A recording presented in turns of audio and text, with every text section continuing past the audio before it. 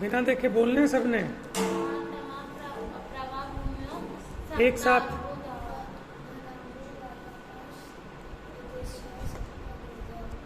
Next.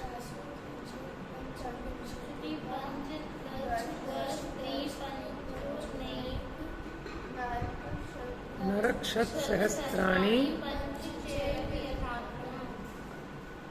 अगला बहुत आसान है।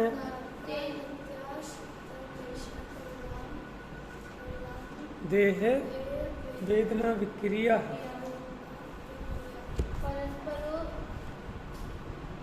बोलो जल्दी जल्दी मिलके।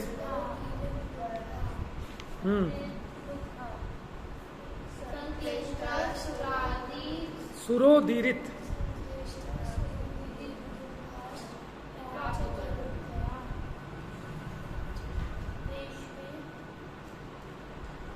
बोलो बोलो, याद नहीं हुआ? श्वेत त्रि सप्त सप्त दश। श्वेत त्रि। देखो आप नरकों से याद रखो उसके 1 3 सप्त यानी 7, 10 सप्त 10 यानी 17, द्वाविंशति यानी 22। नीचे को चलना है, ठीक है ना, ऊपर से नीचे की तरफ। और फिर त्रयस्त्रिंश यानी 33। सागरोपमा सागरोपम सत्वानाम यानी जीवों की परा स्थिति। परा माने, परा मतलब उत्कृष्ट स्थिति है किसकी, यानी उनकी आयु। ठीक है, अगला बोलिए 7वां। मध्यलोक का वर्णन प्रारंभ हो गया था।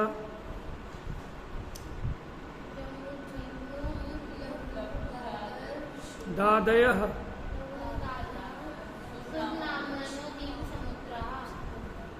विदुषी याद है आपको? पीछे के छंद याद है? 6 के छंद नहीं चलेगा, मैं बिल्कुल यही कराऊंगा, फिर आप लेट हो जाओगे स्कूल के लिए। बोलो जल्दी जल्दी। जम्बू द्वीप लवणोदादयः शुभ नामानो द्वीप समुद्रः। इसका अर्थ कौन बताएगा? रिद्धि बताओ इसका अर्थ। जम्बू द्वीप लवणोदादयः शुभ नामानो द्वीप समुद्रा। जम्बू द्वीप लवण आदि। लवण भी तो है ना, लवण समुद्र। नाम वाले।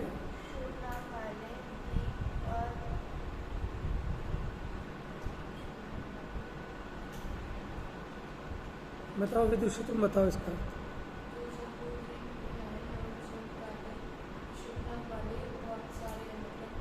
क्या है? द्वीप समुद्र। जम्बू द्वीप है और लवण समुद्र है। आदय माने आदि। द्वीप समुद्र बहुवचन हो गए ना, कितने हैं? असंख्यात है। अब कैसे है इसकी पोजीशन, कैसे स्थिति? अगला सूत्र बोलिए।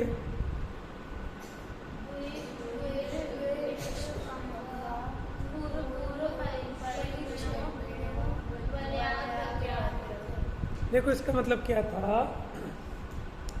द्विर, द्विर का मतलब कौन बताएगा? द्विर द्विर दूने दूने यानी दुगने दुगने। विष्कंभ माने डायमीटर। ठीक है, जो गोल आकृति होती है उसके एक सिरे से दूसरे सिरे तक, ठीक है ना, उसका टोटल डिस्टेंस एक सिरे से दूसरे सिरे तक उसका जो डिस्टेंस है उसको हम व्यास कहते हैं या डायमीटर कहते हैं। तो कितनी चौड़ाई है इसकी? द्विर द्विर विष्कंभा माने उसकी जो चौड़ाई है वो दुगनी दुगनी है। पूर्व पूर्व परिक्षेपिणो। पूर्व पूर्व माने जो ऊपर बताए थे द्वीप समुद्र, जम्बू द्वीप लवणों आदि, इतने जो असंख्यात द्वीप समुद्र हैं वे कैसे हैं? दुगनी दुगनी चौड़ाई वाले हैं। और कैसे हैं? पूर्व पूर्व परिक्षेपिणो। पहले पहले जो उनके पहले पहले द्वीप समुद्र हैं उनका परिक्षेपण करने वाले हैं, माने एक दूसरे को घेरे हुए हैं, वेष्टित करते हैं। परि माने चारों ओर से, क्षेपिणों माने घेरे हुए। ठीक है, चारों तरफ से घेरे हुए हैं। और कैसे हैं? वलयाकृतयः। कल बताया था वलया वलय के आकृति वाले हैं। वलय माने वो रिंग, ठीक है, रिंग समझ गए, यानी बड़े उसमें से वृत्त में से एक छोटा वृत्त काट के हटा दो, जो आकृति बचती है लवण समुद्र की, ठीक है, वो वलय आकृति कहलाती है।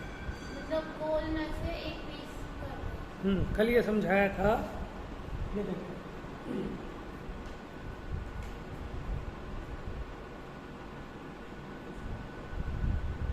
ये जम्बूद्वीप है, इसको चारों ओर से घेरे हुए लवण समुद्र, फिर इसको चारों ओर से घेरे हुए भारती खंड द्वीप, फिर इसको चारों ओर से घेरे हुए कालोदधी समुद्र, है ना। ऐसे ये द्वीप समुद्र एक दूसरे को बाहर से घेरे हुए हैं, और इनकी आकृति कैसी है देखो, ये जो आकार, ये वलय आकार। अगला सूत्र बोलो, कितनी चौड़ाई है इसकी? 9 नंबर का सूत्र।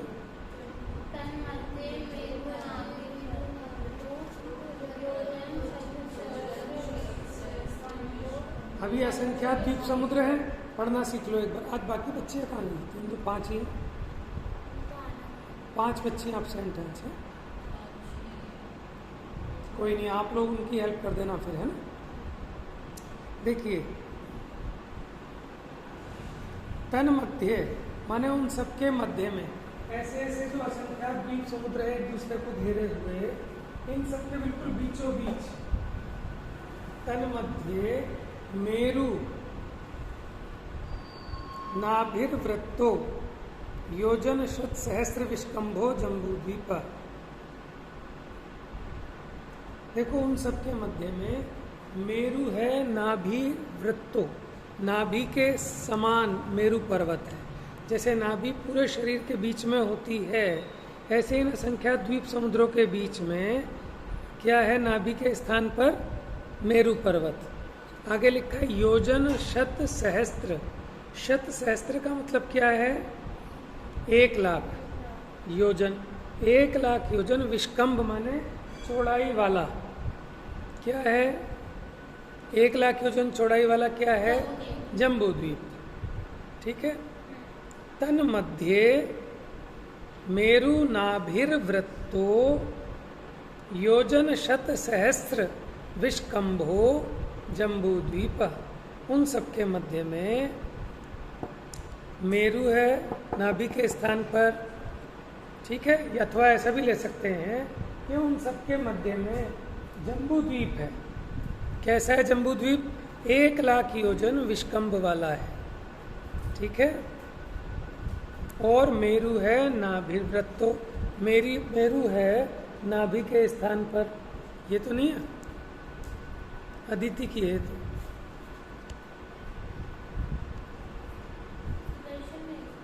हाँ, उसी को शॉर्ट फॉर्म में बोलते हैं सुमेरु। सुदर्शन मेरु बोलो या सुमेरु बोलो, एक ही बात, बीचों बीच है। ठीक है। अब यहाँ तक क्लियर है? 9 तक। इसके बीच बीच में जो कोई चार्ट अपना छूटा है तो वो देख लो। पेज नंबर 51 पे देखिए, घर जाना है? पेज नंबर 51 पे देखो। देखिए मध्यलोक, तिर्यक लोक कहाँ है? मेरु की जड़ से मेरु की चूलिका तक। ये हमने कल बता दिया था। मेरु की जड़ कितनी है? 1000 योजन। और चित्रा पृथ्वी की मोटाई कितनी है? चित्रा पृथ्वी की मोटाई 1000 योजन। देखो अगर आपको कठिन लग रहा है, हाँ, नरक में नहीं है। नरक तो अबुअल भाग से है, अधोलोक में है। लेकिन जो चित्रा पृथ्वी है ना 1000 योजन, उसमें सुमेरु पर्वत की जड़ है। तो मध्यलोक की अगर ऊंचाई देखनी हो तो कहाँ से कहाँ तक देखते हैं? सुमेरु पर्वत की जड़ से लेकर सुमेरु पर्वत की चोटी तक, वो मध्यलोक कहलाता है। 1,40,000। हाँ, 1,40,000 योजन। समझ गए? ऊंचाई हो गई 1,40,000 योजन। लंबाई चौड़ाई कितनी होगी मध्यलोक की? 1 राजू। अच्छा, इधर पूर्व से पश्चिम तो ठीक है 1 राजू, लेकिन उत्तर से दक्षिण क्यों कह रहे हैं 1 राजू? क्योंकि त्रसनाली के बीच में ही होगा ना। समझ में आया? ये नरकों की और स्वर्गों की और मध्य लोक की, ये सब त्रसनाली के अंदर बता रहे हैं हम, क्योंकि त्रस जीव उससे बाहर तो पाए नहीं जाएंगे। ठीक है।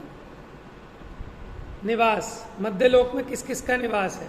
देखो मनुष्य और त्रियंश तो है ही, लेकिन उसके अलावा भवनवासी देव भी आते हैं, यहाँ रहते भी, इनके निवास स्थान भी हैं, व्यंतरों के भी हैं और ज्योतिषी के भी हैं। ज्योतिषी कौन से? सूर्य, चंद्रमा, ग्रह, नक्षत्र, प्रकीर्णक, रचना। असंख्यात द्वीप और समुद्र हैं, एक दूसरे को घेरे हुए हैं, उत्तर उत्तर आगे आगे वाले, दूने दूने व्यास वाले हैं, सभी शुभ नाम वाले हैं, और अंत में 4 कोने बसते हैं। देखो जो ऐसी गोल रचना करेंगे, अब जो रचनाली है वो तो ऐसी है, एक राजू बाय एक राजू की, तो जब ये लास्ट भी गोला आ जाएगा तो यहाँ कॉर्नर बचेंगे। ठीक है ना, तो ये भी बता दिया, गोल गोल वाले द्वीप समुद्र हैं और अंत में 4 कोने हैं। आगे देखिए, बुक में देख रहे हैं हम।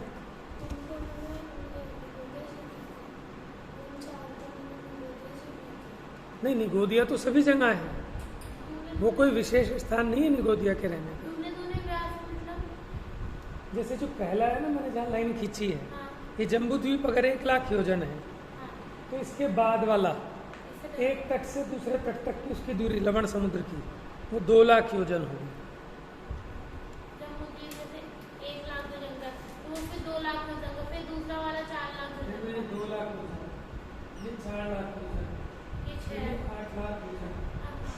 समझ गए? ये दूने दूने विष्कम्भ वाले हैं, द्विर द्विर विष्कम्भा, दुगने दुगने चौड़ाई वाले हैं। देखिए भाई, जम्बू द्वीप का पेज नंबर 52 पर विस्तार। जम्बू द्वीप कितना चौड़ा है? 1 लाख योजन। मेरू कौन सा है इसमें? सुदर्शन मेरू नाभि के समान है। अब देखो इसमें क्षेत्र कितने हैं? 7 क्षेत्र हैं, उसके नाम आगे आएंगे। 6 महापर्वत हैं, 6 सरोवर हैं, 14 नदियां हैं, इनके नाम अभी आगे पढ़ेंगे हम। सुदर्शन मेरू, उसके 4 वन, अभी जरूरत नहीं है, आगे बढ़िए। सूत्र नंबर 10, ये 9 नंबर का सूत्र कौन सुनाएगा?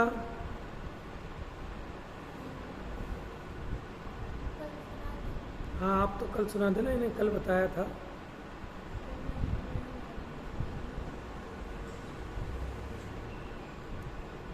जिनांशु, तुम्हारे पास बुक नहीं है? ये रखिए, ले लो आगे।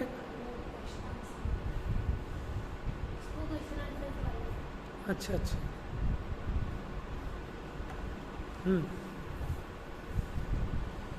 देखिए, बोलेंगे, बोल बोल के याद करेंगे, जल्दी याद रहेगा, अर्थ समझ के करेंगे और जल्दी याद होगा। तन्मध्ये मेरु नाभिर्वृत्तो योजन शत सहस्त्र विष्कम्भो जम्बू द्वीपः। आगे आइए। भरत हेमवत, याद करते जाओ। भरत हेमवत हरि विदेह। सुनाओ चारों के नाम। हो गया सबको याद? बोलो जल्दी से।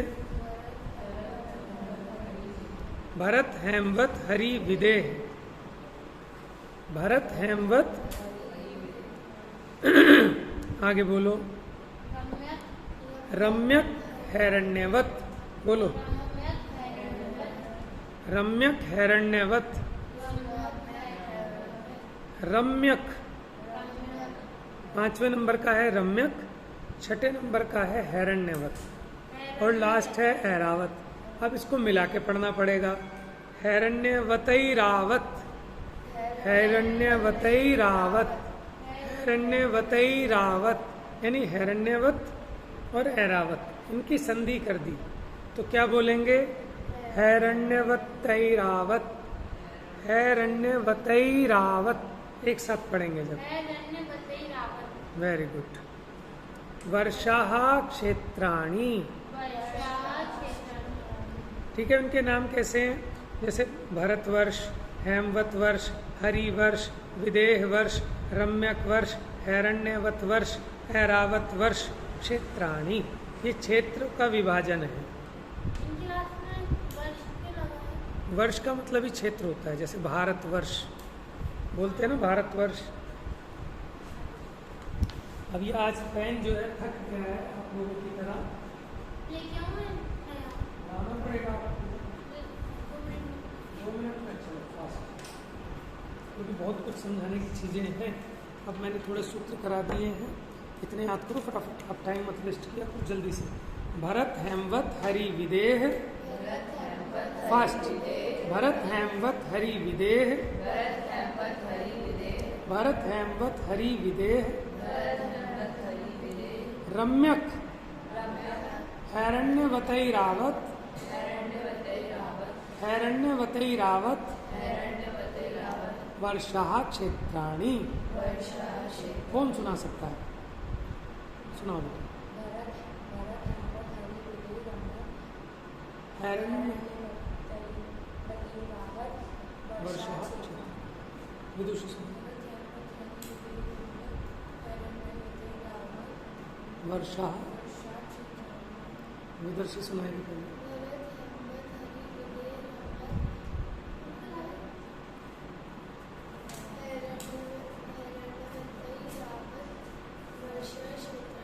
सुनाओ।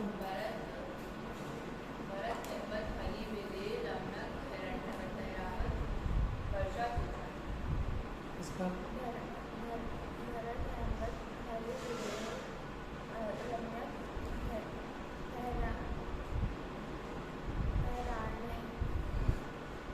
हैरण्यवतैरावत, देखो नीचे लिखे हैं ना, भरत हेमवत हरि विदेह रम्यक हैरण्यवतैरावत। अब समझना, अब हम पहले जम्बूद्वीप की रचना को समझेंगे। ये आपने समझ लिया, असंख्यात द्वीप समुद्र हैं, एक दूसरे को घेरे घेरे हुए, पीछे पीछे बाहर बाहर से है ना, दुगने दुगने चौड़ाई वाले हैं। अब इसमें जो जम्बूद्वीप है, देखिए जो जम्बूद्वीप, इसमें क्या है, ये 7 क्षेत्र हैं। 7 क्षेत्र कौन कौन से, देखना जरा ध्यान से। जो हो गया भरत, ठीक है, हेमवत हरि,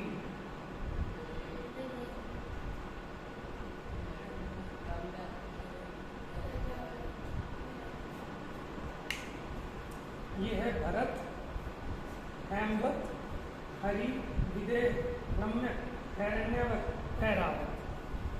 बात समझ में आ रही है? कैसे है भरत? अब देखो जम्बूद्वीप तो पूरा था, 1 लाख योजन विस्तार वाला। पहले इससे अगला सूत्र देखो, तद विभाजिना, तद मैंने उनको विभाजित करने वाला। अभी ये पूरा एक क्षेत्र दिख रहा था जम्बूद्वीप, अब इसको विभाजित करने वाला बोलेंगे तद विभाजिना। बेटा बुक में देखो फटाफट, देखो ये भी आपको सीखना होगा कि हमको कैसे मैनेज करना है, कब आपको मेरी तरफ देखना है, कब बुक में देखना है, कब आपको फटाफट नोट कर लेना है। नोट करने का आपको पास ज़्यादा टाइम नहीं होगा, क्योंकि टाइम कम है, काम ज़्यादा है। देखिए अब बुक में देखो, तद विभाजिना, इधर देखो, तद मैंने उसको विभाजित करने वाले, विभाजित मैंने बांटने वाले, पूर्वापरायता। देखो पूर्व और परायता का मतलब पश्चिम नहीं होता, इसका मतलब है पूर्व और अपर। पूर्वापर सब दोष रहित है, ठीक है। अपर होता है अदर के लिए, अपर का इंग्लिश में मीनिंग क्या होगा, अदर। इसी को इतर भी कहते हैं, इतर बोलो, अपर बोलो, अदर बोलो, ठीक है। तो पूर्वापरायता यानी पूर्व और अपर यानी पश्चिम, पूर्व से पश्चिम की ओर इस तरह से विभाजित करते हैं, ठीक है। ये जो पूर्वापरायता मतलब यहाँ से चलेंगे, यहाँ से पूर्व से पश्चिम। अब वो समझाना तो ऐसे ही ना, आप इसको ऐसे समझा सकते हैं, पश्चिम से पूर्व की ओर, लेकिन होता क्या है कि इसी तरह बोला जाता है पूर्व से पश्चिम की ओर, यानी ऐसे नहीं है ये पर्वत उत्तर से दक्षिण नहीं है, कैसे हैं, पूर्व से पश्चिम की ओर फैले हुए हैं। कौन कौन से देखो अब नाम बुक में देखिए जल्दी से। हिमवन, महाहिमवन, निषद, नील, रुक्मी, शिखरिणो, शिखरिणो, वर्षधर, पर्वतः। देखो वर्ष का मतलब बताया था क्षेत्र, और वर्षधर का मतलब हो जाएगा, देखो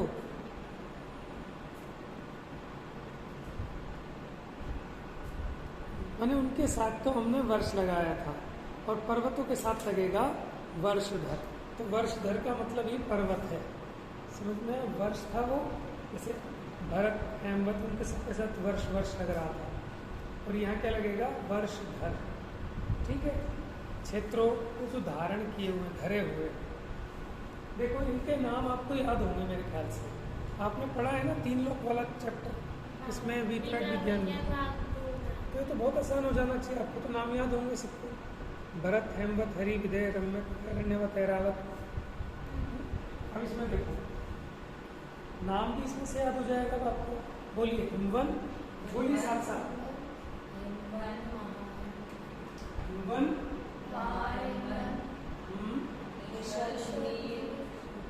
हाँ, लिखना भी सीख लेना स्पेलिंग। नील, हाँ, शिखरी। ये 6 पर्वत हैं, पूरब से पश्चिम की ओर दिख रहे हैं आप लोगों को। 6 पर्वतों के नाम याद हो गए। अब जब 6 पर्वत किए तो कितने में विभाजन हो गए, 7 क्षेत्र विभाजित हो गए। 1 2 3 4 5 6 7 7 क्षेत्रों के नाम सुनाओ फटाफट, सूत्र से विदुषी सुनाओ जल्दी, मैं लिख रहा हूँ, बोलो जल्दी। भरत, हेमवत,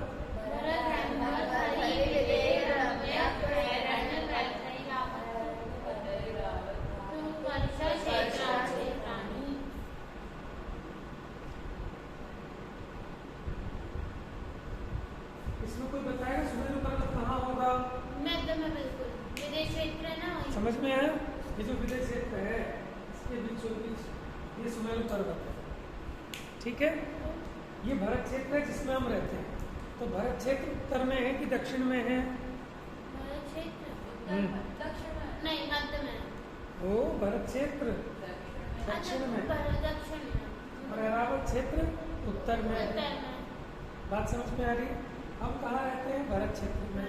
लेकिन भरत क्षेत्र में 6 खंड हैं। कितने खंड हैं? 6 खंड।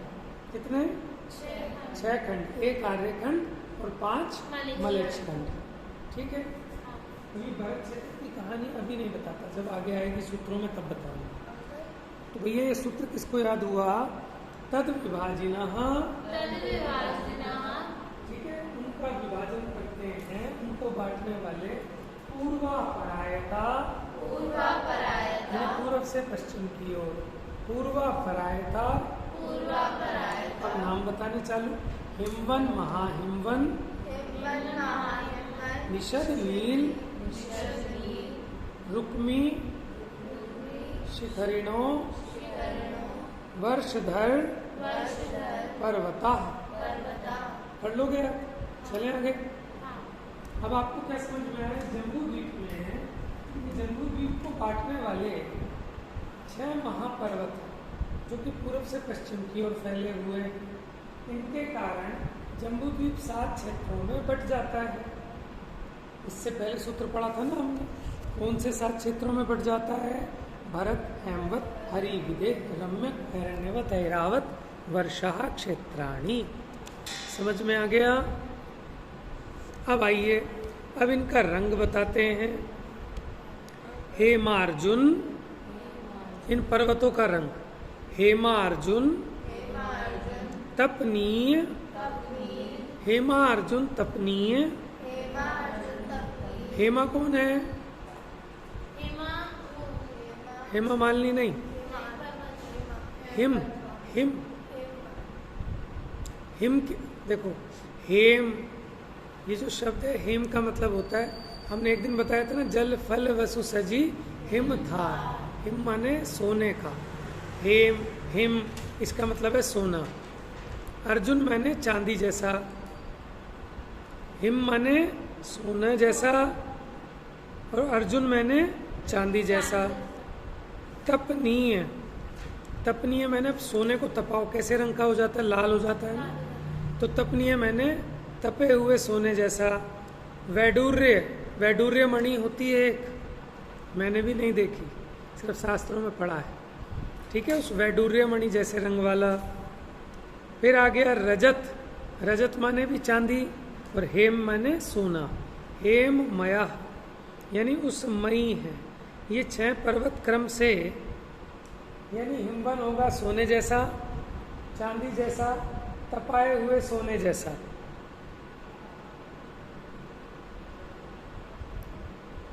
फिर वैडूर्य मणि, फिर चांदी, फिर सोना, ठीक है।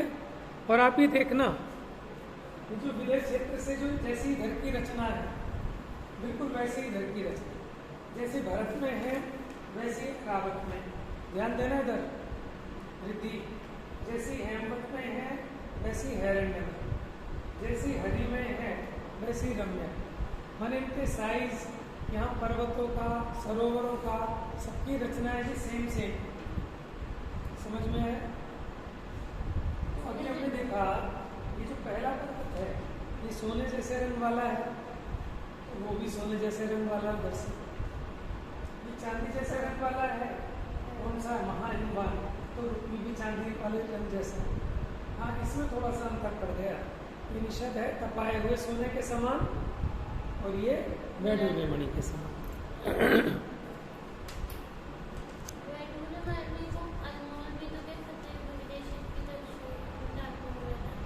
क्या है?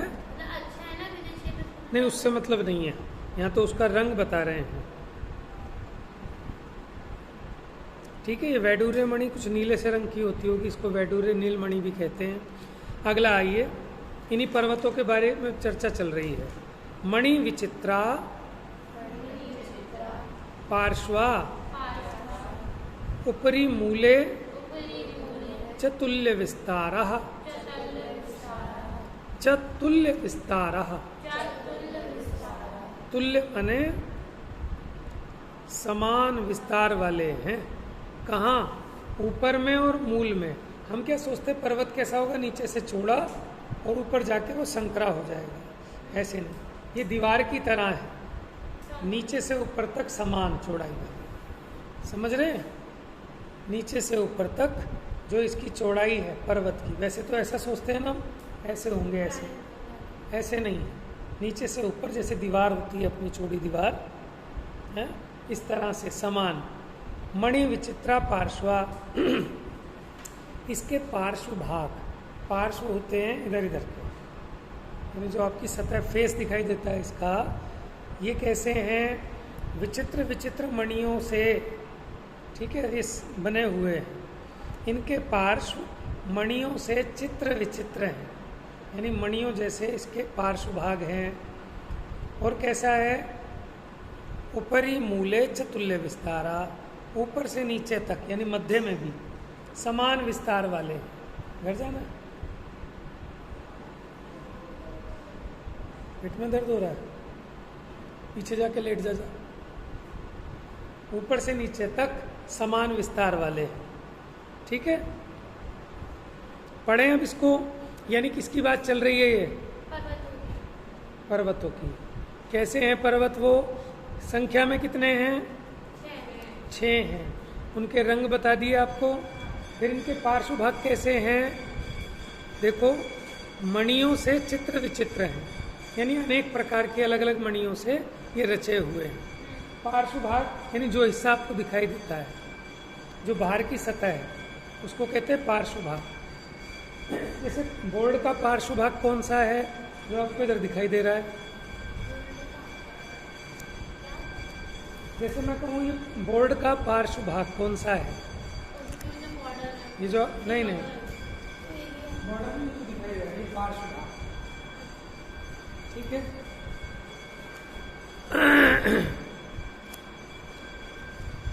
आगे आइए, बहुत आसान सा है।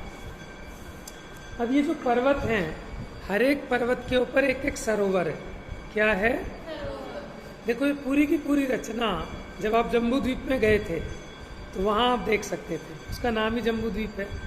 आपने जो बोटिंग किया वो तो लवण समुद्र है, लेकिन उसके अंदर अंदर ये सारी रचनाएं जो हम समझा रहे हैं, ये 6 पर्वत जो आप खड़े हुए थे, वो विदेश क्षेत्र के बीच में सुमेरु पर्वत है, जिस पर चढ़ते हैं ना, 4 मंजिल बनी हुई हैं, जिसमें दर्शन भी है भगवान के। छोटी सी नहीं बनी, कुतुब मीनार जैसी है, वो है सुमेरु पर्वत की रचना। वहाँ चढ़ के आप देखेंगे तो विदेश क्षेत्र जो आपने बोटिंग करते हुए चारों तरफ है, बोटिंग बीच में दर्शन के लिए जाते हैं लोग, इसमें एंट्री यहाँ से करते हैं, यहाँ से एंट्री करके अंदर जाते हैं, इसके ऊपर चढ़ते हैं, इसके ऊपर चढ़ के देखेंगे तो आपको विदेश क्षेत्र नजर आएगा। उधर फिर आपको रहने वगैरह उधर ये वाले क्षेत्र। अब क्या है, इनके ऊपर हर पर्वत के ऊपर एक एक सरोवर है, ये सरोवर, ये। अब इनके नाम पढ़िए।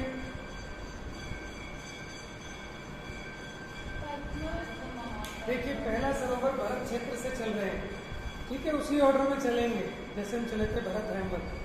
तो पहले का नाम क्या है? पद्म, आधा द पूरा माँ, पद्म, महापद्म, हाँ केशरी, क्या तिगिंच है, तिगिंच नहीं तिगिंच, गा के बाद मियाँ है, हाँ तिगिंच, पद्म, महापद्म। अगर इसके नाम याद है तो सूत्र अपने आप याद रहेगा। पद्म, महापद्म, तिगिंच, केशरी, महापुंडरी, पुंडरीका, हृदास, तेषा, मुपरी। हृद माने होते हैं तालाब या सरोवर को कहते हैं हृद। तेषा माने उनके ऊपर, उन पर्वतों के ऊपर, ये क्रम से क्या है? तालाब, इन्हीं को सरोवर कहते हैं। कौन कौन से नाम याद कर लो? पद्म, यानी पहला पर्वत कौन सा जिस पर पद्म है? ऑर्डर वही रहेगा आपका, हिमवन, महाहिमवन। पद्म, महापद्म, तिगिंच, केशरी, महापुंडरी, पुंडरी। समझ में आया? ये क्या होगा? इस 6 पर्वतों पर 6 तालाब है, 6 सरोवर है। अब ये कैसे हैं, इनकी लंबाई चौड़ाई कैसी है वो देखो। प्रथमो योजन सहस्राया, ठीक है, जो पहला है, ये जो आपका हिमवन पर्वत पर पहले सरोवर का नाम क्या था? पद्म। ये पद्म सरोवर कितना बड़ा है? योजन सहस्त्र, यानी 1000 योजन। सहस्रायाम, देखो इसको मिलाकर पढ़ेंगे, पहले समझो। प्रथमो योजन सहस्राया मस तदर्ध, मस तदर्ध, देखो जरा बुक में देखो, मस तद अर्ध, तद माने उसका आधा, विष्कंभो, विष्कंभो माने चौड़ाई, यानी लंबाई कितनी है इसकी? 1000 योजन, और चौड़ाई कितनी है? तद अर्ध, उसकी आधा। आयाम माने क्या होता है? आयाम माने लंबाई, ठीक है, आयाम माने लंबाई। किसकी लंबाई? सरोवर की। कौन से सरोवर की? सबसे पहले वाले सरोवर। पहला प्रथम कौन सा था? पद्म सरोवर। यानी पद्म सरोवर की लंबाई कितनी है?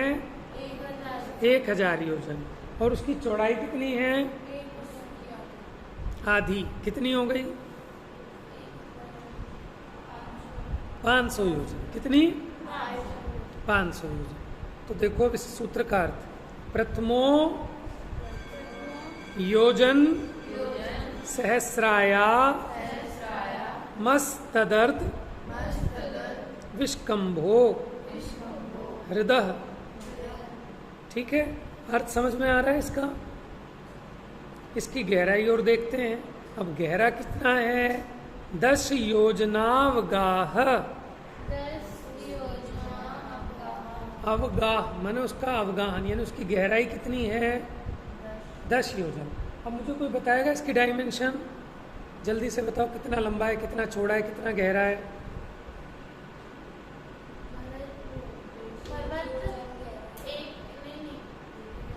पद्म सरोवर की पूछ रहा हूँ। 10 योजन गहरा है और 1000 योजन इसकी लंबाई है और आगे मतलब इसकी आगे चौड़ाई और इसकी 500 योजन इसकी चौड़ाई। ठीक है, 1000 योजन लंबाई, 500 योजन चौड़ाई और 10 योजन की गहराई वाले हैं। ठीक है, तन मध्य योजनम पुष्करम, बोलिए तन मध्य योजनम पुष्करम, उसके बीच में क्या है 1 योजन का पुष्कर यानी कमल है। किसके बीच में? पद्म सरोवर के बीच। बाकी चर्चा कल करेंगे। जा वाणी के ज्ञान